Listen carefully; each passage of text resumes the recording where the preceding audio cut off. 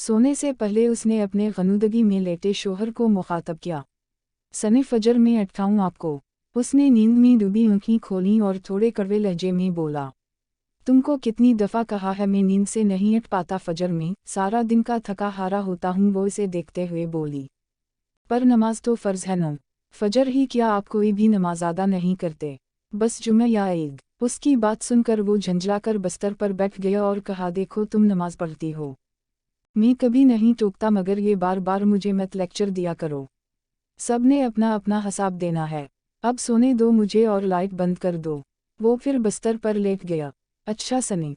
उसके फिर पकारने पर उसका ज़बत जवाब दे गया, एक बार कर दिया तो क्यों वो बहस कर रही हो बार बार। वो कुछ देर के तवक़्फ़े के बाद बोली, नमाज का नहीं कह रही, दूसरी बात है। क्या? इसे समझ नहीं आ रही थी वो अब क्या पूछना चाह रही है। मुझे कल पैसों की ज़रूरत है, जो आपने दिए सब ख़त्म हो गए। सब ख़त्म हो गए? उसके लहजे में बुला की हैरत थी। खुदा की बंदी, ऐसे कहाँ खर्च किए पैसे? अभी आधा महीना बाकी है तनख्वाह मिलने को, और तुमने महीने भर का बजट अभी से ख़त्म कर दिया। मैं आपको हिसाब नहीं देना चाहती, बस हो गए खर्च।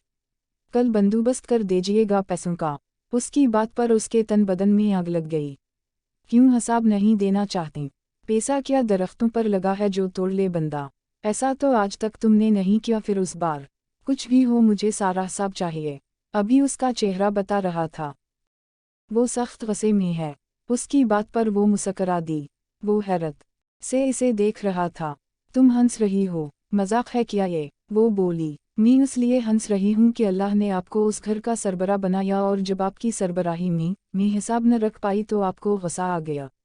अब सोचिए कल को आपसे भी वो रब मुहशर में हिसाब मांगेगा तो कैसे देंगे? आपका मेरा हिसाब तो चंद हज़ार रुपयों का है, पर बंदे और रब का तो पूरी ज़िंदगी की एक एक नमत का है, जिसकी कोई कीमत नहीं, कोई बदल नहीं। वो जैसे सुन हवाई से सुन रहा था। वो फिर बोली, मैंने तो आपको मज़े से कह दिया मेरे पास हिसाब नहीं, पर क्या आप उस बड़े दिन उस रब के सामने ये कह सकेंगे जिस दिन बड़े बड़े बादशाह उसके सामने कांप रहे होंगे?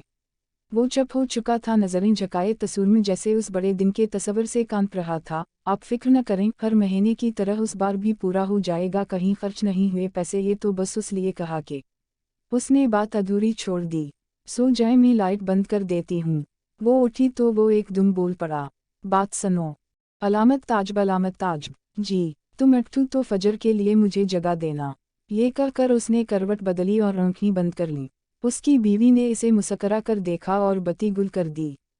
फजर में एक नई रोशनी फूटने वाली